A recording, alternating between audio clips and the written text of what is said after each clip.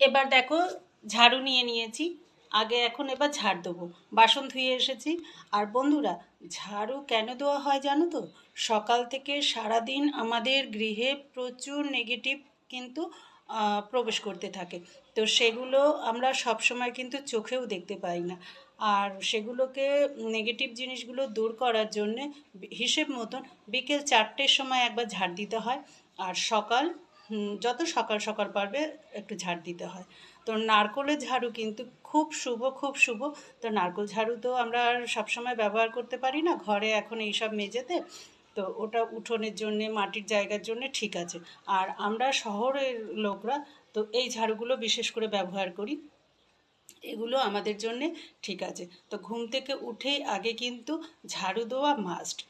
সব থেকে আগে দুয়ারে জল দিয়ে ঝাঁটাটা কিন্তু দিতে হবে।